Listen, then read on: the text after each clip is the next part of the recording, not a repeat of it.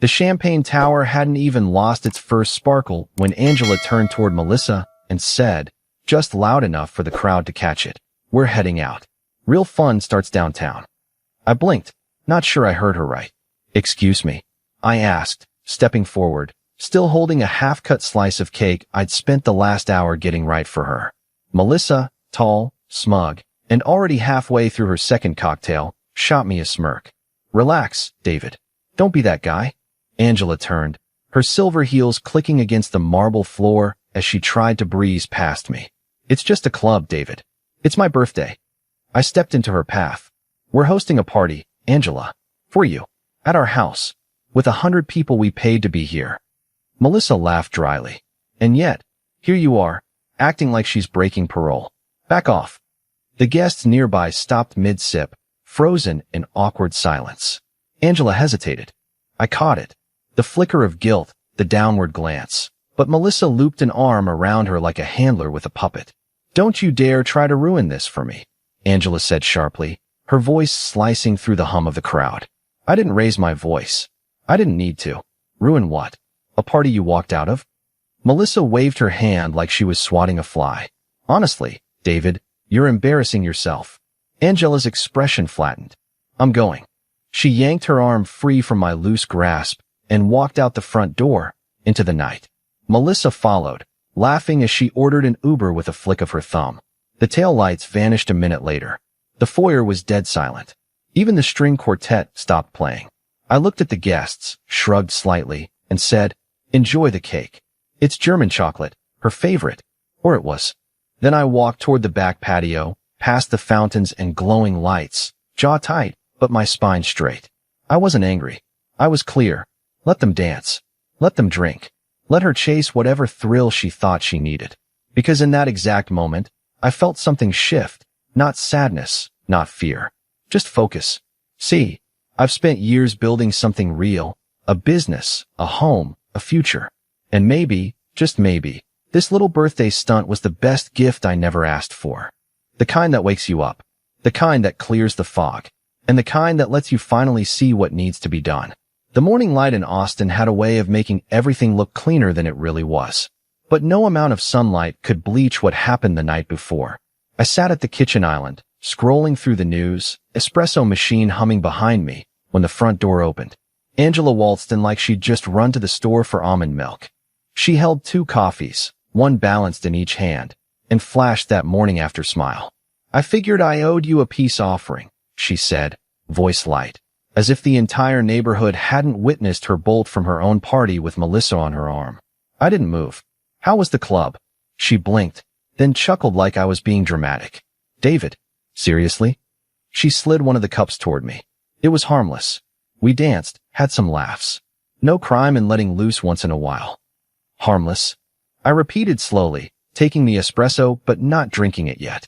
"Walking out of your own birthday, in front of family, friends, clients, vendors. You call that harmless?" Angela leaned her hip against the counter, still trying for breezy. "Melissa said it would be good for my energy.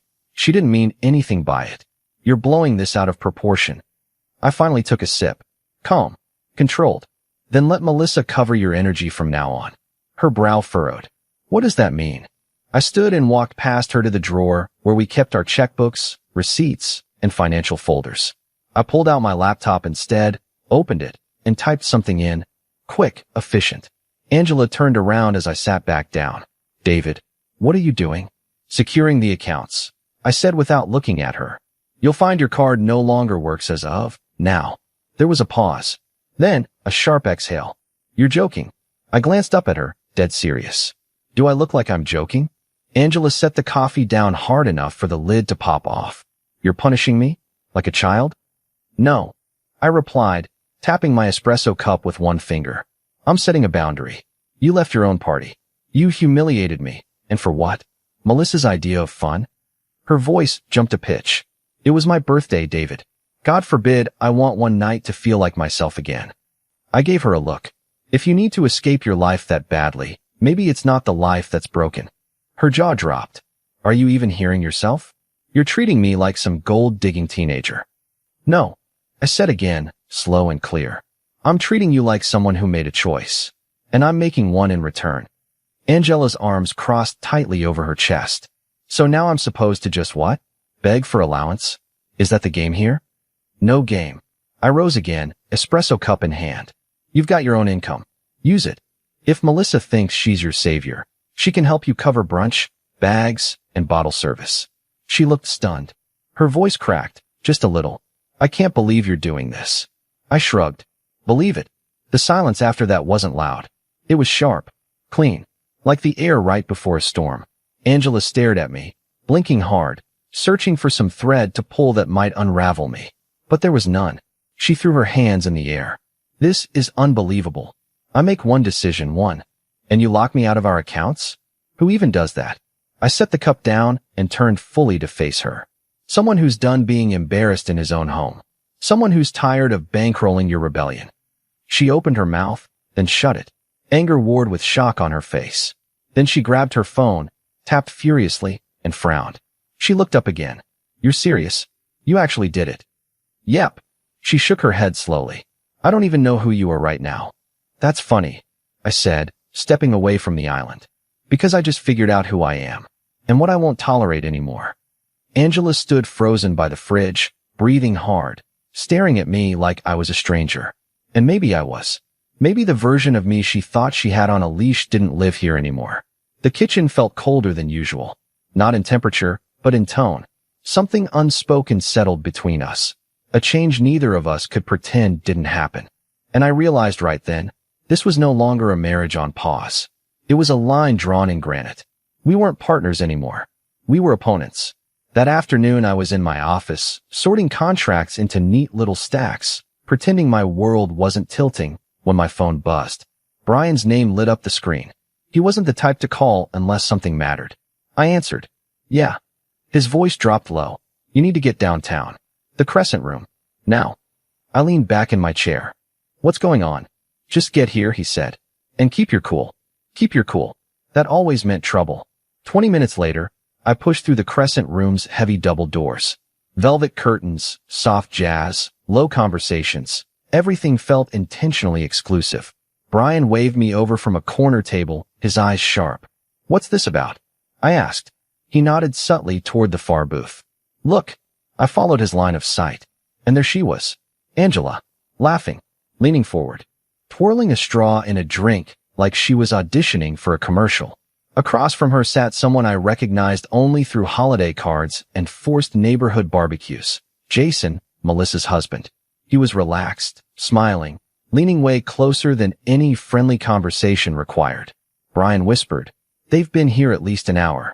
Walked in together. I didn't flinch. Didn't blink. I just let a small smirk tug at the corner of my mouth. It's funny, I murmured. Melissa dragged her to the club last night. But this morning, she's sitting cozy with Melissa's husband. Seems the real party had assigned seating. Brian exhaled. Man, I knew she was drifting, but this? You want me to call my guy? Discreet, fast, thorough. He'll follow her, track the details, nothing messy. I kept watching the booth.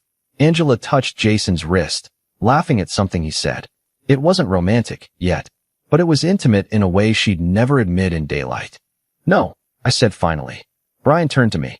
No, I'm not hiring anyone. He frowned. David, come on. If things get uglier, they already are. I sat back, crossed my arms. But I'm not hiding behind a stranger with a camera. If there's truth to confront, I'll confront it myself. Brian stared. You sure? Because this looks bad. I nodded once. I prefer my justice face to face. Across the room, Angela suddenly stiffened. She hadn't seen me. She'd seen a server who recognized me and whispered her way. Her shoulders tightened in that subtle, guilty way I'd come to know too well. Jason followed her gaze, scanning the room. I didn't look away, didn't hide, didn't move. I just raised my glass to them with the smallest, calmest nod. Brian muttered, You're playing a dangerous game. Not a game, I said. Just clarity. Angela whispered something to Jason, grabbed her bag, and hurried toward the exit, pretending she wasn't running. Jason stayed seated, rubbing the back of his neck. Brian sighed. So what now? I stood. Now nothing. She'll come home eventually. And when she does, she'll talk. And if she doesn't? I gave him a look that carried more certainty than anger. Then she'll make her choice without saying a word. We stepped out into the crisp Austin evening, city lights flickering across glass towers. I felt strangely calm, steady, not broken, not shaken, just awake. The kind of awake that only arrives after someone shows you exactly who they're becoming. The smell of mesquite and grilled corn hung thick in the backyard air, the string lights overhead casting a soft amber glow. It should have been a peaceful evening, just family, neighbors, a few coworkers with their spouses, chatting over paper plates and lemonade. Angela had been unusually cheerful all evening, floating from guest to guest like a politician. Fake warmth, polished charm. I didn't bite.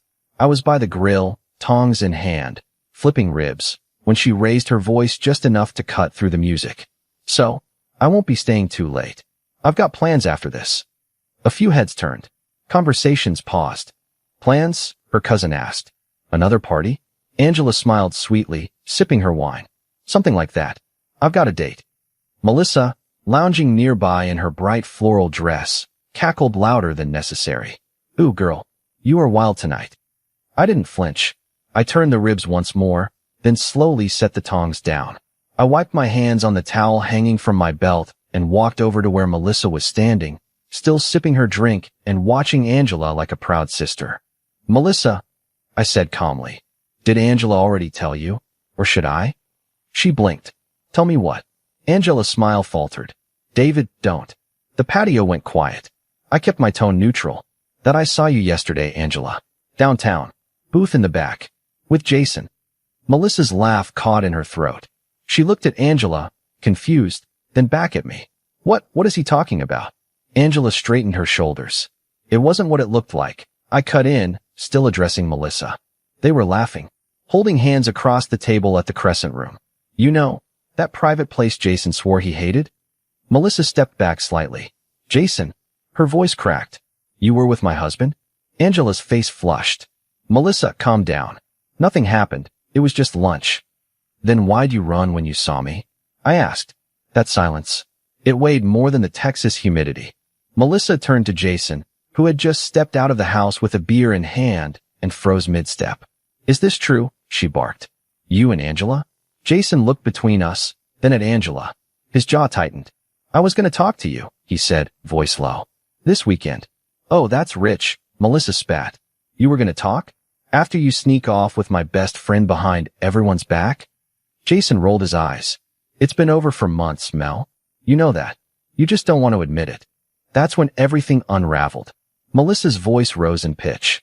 Don't pin this on me. You, she turned on Angela, you snake. I let you into my house. I defended you to everyone. And you're slipping around with my husband? Angela raised her hands, panicking. Melissa, I swear, Jason came to me. I didn't mean for this to happen. Oh, please, Melissa shouted. You meant it the second you slid into his booth with that fake little smile of yours. Guests started quietly backing away. A few made excuses to head inside. Jason crossed his arms. I'm done, Melissa. I've already talked to a lawyer. I'm moving out next week. The words hit like a slap. Melissa just stood there, eyes wide, stunned and trembling. You're what? She whispered. Don't act shocked, he muttered. We've both been living in denial. I just beat you to the truth. Melissa turned to Angela, voice shaking with fury. You destroyed 2 marriages in 1 week. That's got to be some kind of record. Angela tried to step forward. Melissa, I didn't. Don't, she snapped. Don't say a word. Don't even look at me. I watched the scene unfold without saying another word. Because I didn't need to. They'd built their own wreckage. I just lit the match that let everyone finally see the smoke. As the backyard emptied out and the lights above us flickered in the breeze, I walked back to the grill. The ribs were still perfect. Dinner was served. The backyard had gone silent, save for the soft hum of the string lights still swaying above abandoned plates and half-empty glasses. One by one, the last guest slipped through the gate until it was just me, the faint smell of grilled ribs, and the lingering echo of the explosion that had just torn 2 marriages in half. I was wiping down the counter when Angela finally stepped forward from the shadows of the patio door.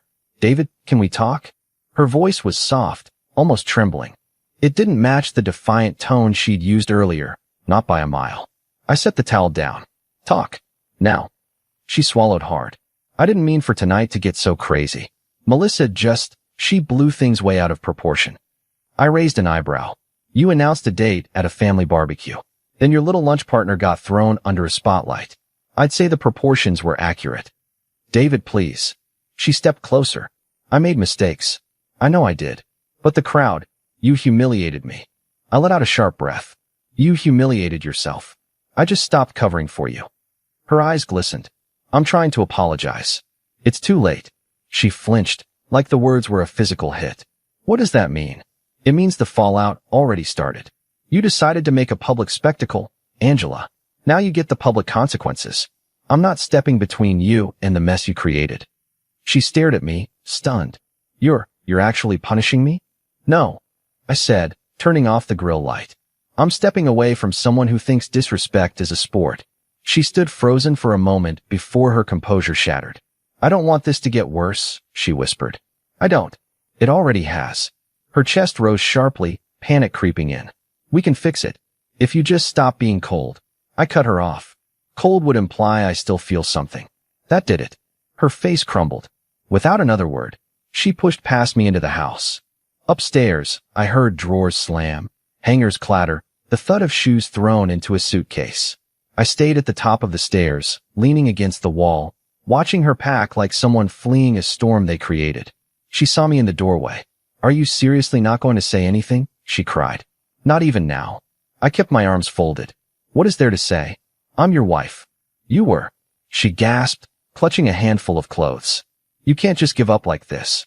I didn't give up, I said quietly. You walked out twice.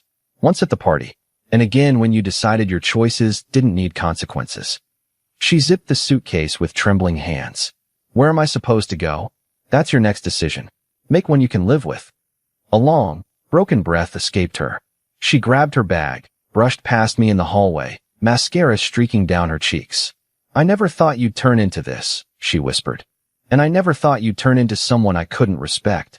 Her knees buckled at that, but she kept moving. Downstairs, the taxi headlights spilled through the windows. She hurried into the back seat without looking back. The door shut with a dull, final thud. The engine hummed. The car pulled away. Outside, the night was still, eerily still. No wind, no voices, no lingering warmth from the hours before. Just quiet. A quiet that wasn't sad. A quiet that wasn't peaceful. A quiet that meant something had ended and something else had begun. The next morning, downtown Austin moved like nothing had happened. Sunlight bouncing off glass towers, electric scooters humming along sidewalks, the cafe smell drifting through open doors. But inside me, the gears had already shifted. I didn't feel bitter.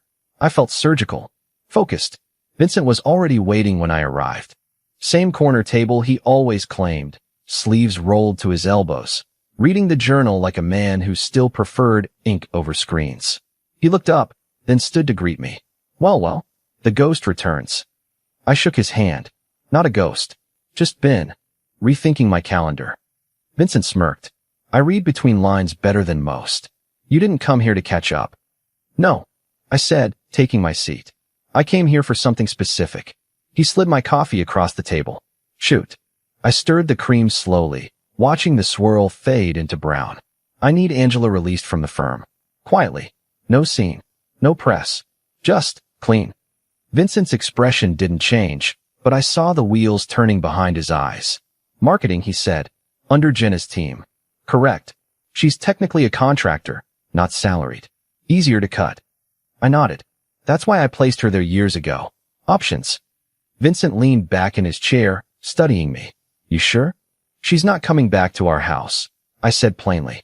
There's no point pretending she should represent mine. He exhaled slowly. You always were clean with your cuts. Cold, but clean. I raised an eyebrow. You saying I'm heartless? No, he said, shaking his head. I'm saying I watched you build a life around someone who didn't deserve your stability. And I always wondered when you'd stop covering her mistakes. I sipped my coffee, then looked him square in the eye. So you'll do it? Vincent gave a single nod. Jenna's got the paperwork template. I'll draft a notice. Severance included, light, but fair. No drama, I said again. It's not vengeance. It's alignment. He gave a soft chuckle. You always did talk like a spreadsheet when things got personal. I smiled faintly. Keeps me from punching walls. He looked down at his coffee, Then back up at me, quieter now. I never envied your position, David. Big house, nice cars, trophy wife. From the outside, it looked clean, but I saw the corners. I saw how much you covered for her. Covered, I repeated. Her lateness, her spending, her way of stepping into rooms like she didn't need to know anyone's name. You always smoothed it out, like it was just noise to manage. I didn't answer right away, because he was right. You'll get the signed form within the hour, he said at last, finishing his drink. And if she tries to push back, I'll remind her the marketing department doesn't negotiate loyalty. I met his gaze. Thanks, Vince. I know it's a weird ask. He stood, placing his napkin on the table. Nah, it's overdue. Consider it a professional favor. As we left the cafe, the sunlight didn't feel quite as warm, but the air felt clearer, like one more weight had come off. I wasn't out for revenge. I just wanted the noise gone. And finally, it was starting to quiet down. It was nearly 9 p.m. when the door flew open. Angela's heels struck the hardwood like gunshots, and in her right hand, she clutched a wrinkled letter like it had been strangled the whole ride over. You think this is funny? She snapped, holding the page up like a warrant. You think you can just erase me? I didn't flinch. I leaned against the doorway of the study, sipping from a tumbler of water. Calm. Still. I didn't erase you, I said. I just closed a door you no longer belong behind. Her eyes blazed. You had me fired. From your own company. I raised an eyebrow. Our company? You've never worked a day in the trenches. That marketing role. I gave it to you, because I thought it might help you build something. She stepped closer, voice rising. You blindsided me. Jenna didn't even have the decency to call. Just an email. A severance check like I'm some temp. I asked them to keep it respectful. I said, voice steady. I wanted it clean. Quiet. You should be grateful for that. Grateful? She echoed, her voice cracking. You just cut me out of my job. You walked out of our marriage first. She stood there, breathing hard, dress still creased from wherever she came from. The letter in her hand trembled. You're really doing this, aren't you? I'm not doing anything that wasn't earned. Angela's lip curled, but she stopped herself from speaking. For a moment, she just stared at me, as if seeing something that hadn't been there before. Then her voice softened. Just slightly. I'm not like Melissa. I tilted my head. No, you're quieter about the damage you cause. That hit harder than I expected. She blinked, lips parting, but the words didn't come. Her gaze fell to the letter again. What am I supposed to do now? She asked, voice hollow. You've taken everything. I finished my drink and set it down gently on the table beside me. I didn't take anything, I said. I just stopped giving. She looked up slowly. So what, this is it? I'm supposed to just vanish? I stepped forward, just enough to close the distance. Ask your new partner, I said. Maybe he's hiring. The silence that followed was absolute.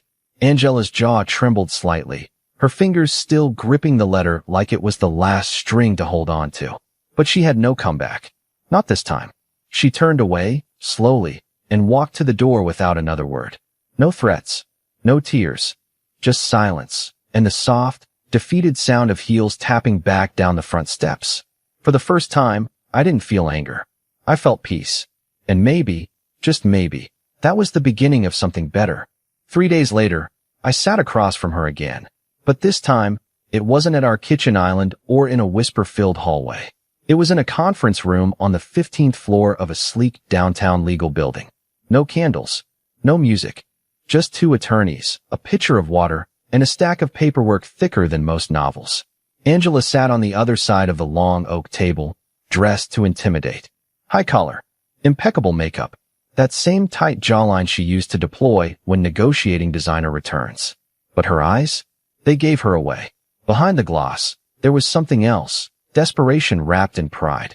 Her lawyer, a gray-haired man with perfectly centered glasses and a soft voice, opened the meeting with a kind nod. Let's begin. He pulled out her proposed settlement. I didn't even blink when I saw the numbers. Angela leaned forward like she was presenting a final offer on a house. Given our lifestyle and the time I've invested into the image of your company, I cut in, calm as ever. You were a name on a profile page, Angela.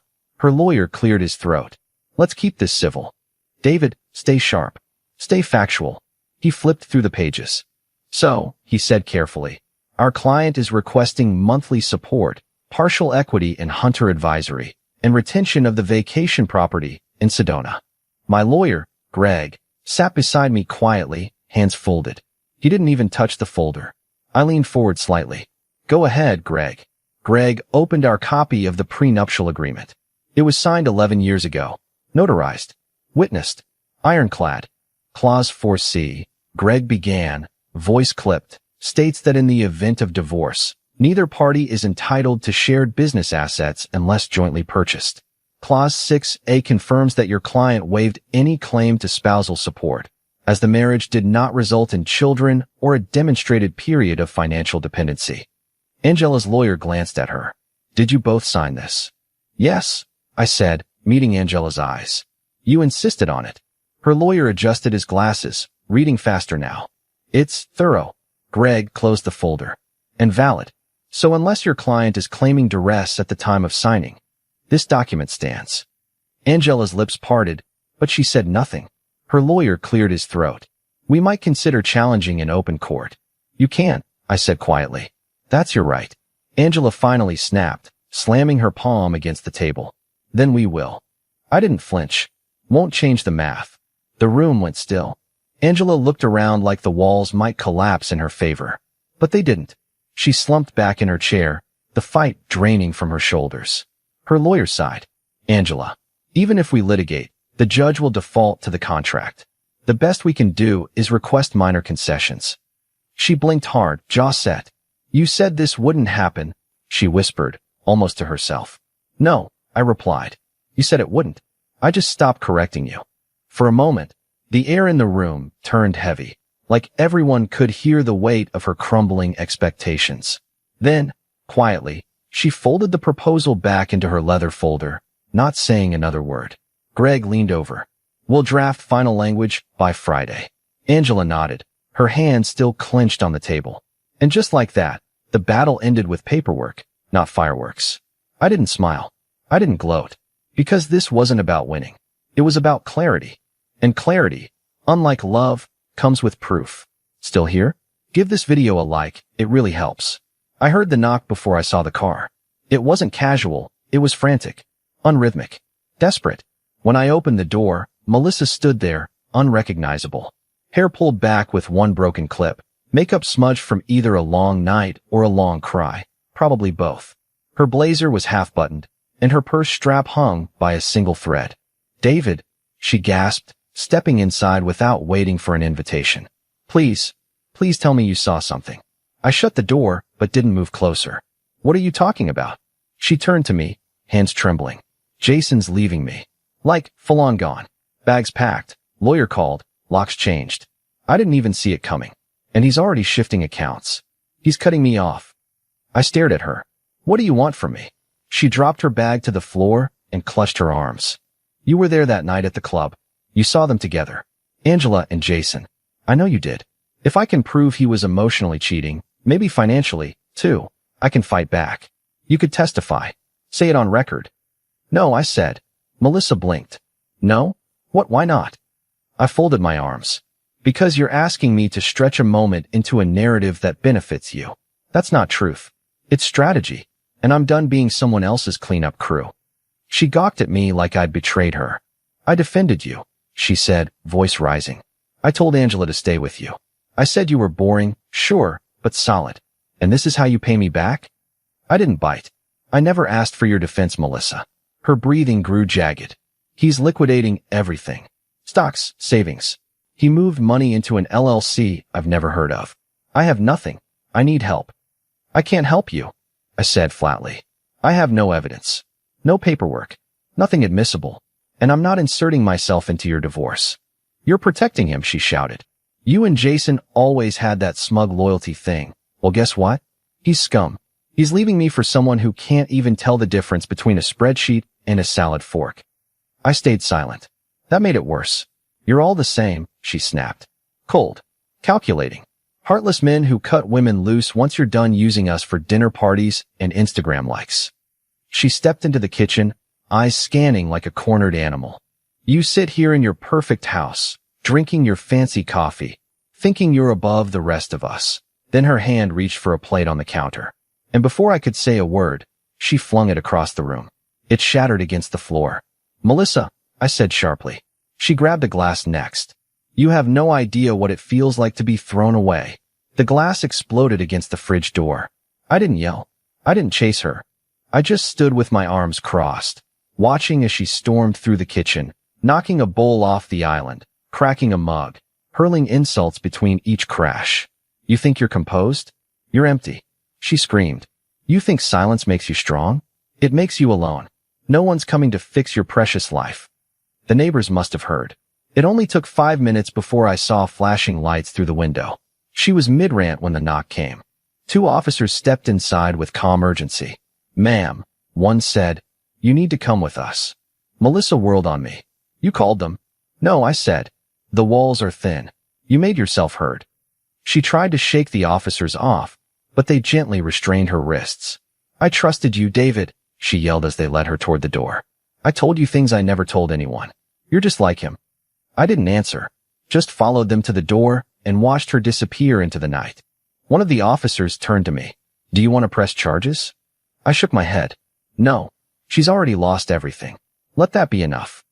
The door shut softly behind them. I looked around the kitchen. Broken glass glittered on the tile. My espresso mug lay in 2 clean halves near the baseboard. I didn't move to clean it up. Not yet. I just stood there in the center of it all, watching the pieces reflect the overhead light, and knew this was the last of the chaos I didn't ask for. And somehow, the silence that followed felt like a beginning, not an ending. The courtroom was half empty when the judge read the decision. Angela never showed. No attorney. No objection. Not even a courtesy delay request. Just silence. Greg leaned toward me as the judge flipped through the paperwork. That's it. Her side waved response by absence. This ruling will stand. I nodded once. Final. The court awarded me full retention of the house, the investment portfolio, and all company assets previously under joint review. The prenup held. Every clause, every safeguard I once thought was paranoid, turned out to be protection. The gavel dropped with a soft clack. Outside, the sky was painted in late afternoon gold. No crowd. No reporters. Just the breeze tugging at my jacket and the sound of someone else's life coming apart. Quietly, cleanly, completely. I didn't feel joy, but I felt done. That night, back home, I sat on the deck behind the house. Same place I used to watch Angela host book clubs she never read for, laughing in circles she never cared about. I had a bourbon in hand, ice just beginning to melt. Then my phone buzzed. A text from Brian. You're not going to believe this. Check your email. Forwarded a message from a friend in Madrid. I opened the attachment. A grainy photo popped up. Angela, standing at a European airport baggage claim. Sunglasses too large, coat too expensive. Right beside her, Jason, Melissa's now ex-husband. Brian followed up with another message. Word is, they're in Spain. Jason liquidated his accounts before the split. Melissa's lawyer can't trace a dime. She's stuck, working part-time. Might lose her apartment. I stared at the screen for a long moment. 2 people who thought they could outrun consequence ran straight into each other. Angela had burned the house down only to build another fire with someone who already played with matches. I lifted my glass.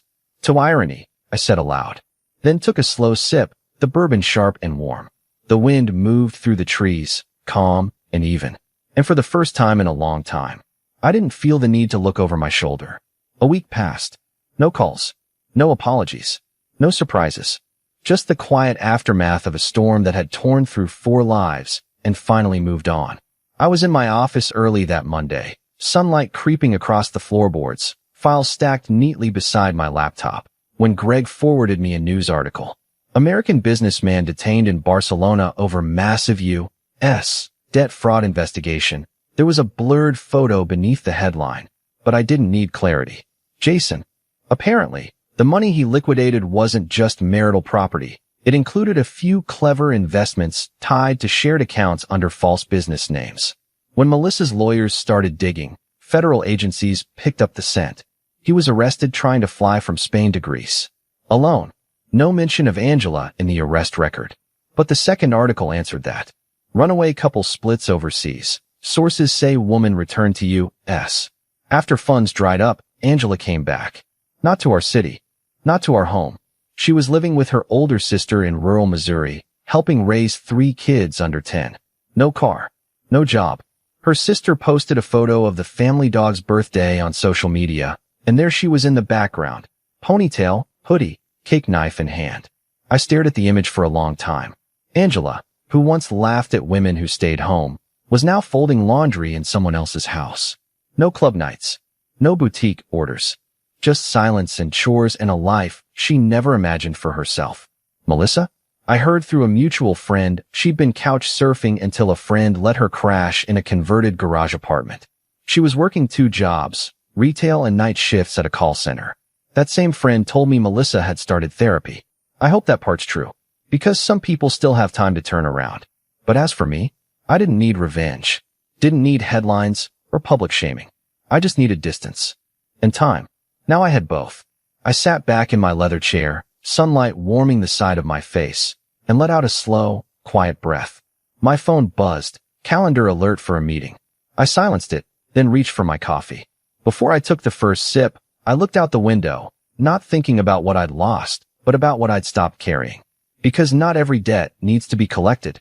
Some just settle themselves. Eventually. And that was the end of the story.